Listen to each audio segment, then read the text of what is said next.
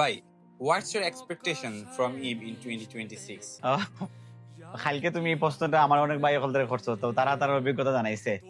এটা আসলে আমি ইমোশনাল হয়ে গেছি কথাগুলো শুনে। তারা এক একজন এক একটা অভিজ্ঞতা জানাইছে। ঠিক আছে রে ভাই, আমার তো স্বপ্ন আছে। স্বপ্নখানে কই আগে ব্যবসাটা করছি খালি সিলেটে কেন্দ্র করিয়া। এখন আমি দেখছি সারা দুনিয়া তো আমার মানে ভালোবাসার মানছে দিরা আমার প্রোডাক্ট যার।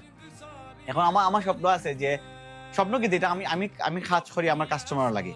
আমার কাস্টমারের চাহিদা আমি ফিল আপ করি। তুমি জানো যে কি প্রায় 10-12টা ড্রেস আমি তৈরি করছি আমার কাস্টমারের পরামর্শ। কাস্টমার আমার স্ক্রিনশট দিয়ে হয়েছে, ভাই ওই ড্রেসটা আসেনি বলে ভাই নাই। কাস্টমার হয়েছে ভাই এই ড্রেসটা বানাও, কাজ চলবো।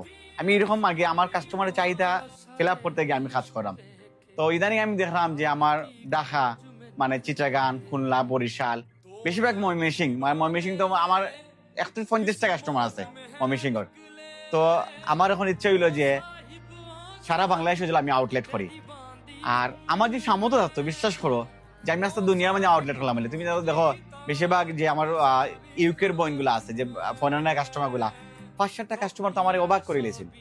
আমি আসলে কিতা হইতো আমি নিজে আড়াইলাই যখন কাস্টমারে হই ভাই যে বিয়ানি বাজে দিতাম এয়ারপোর্ট থেকে আমি আপনার শপিং করে যাইতাম।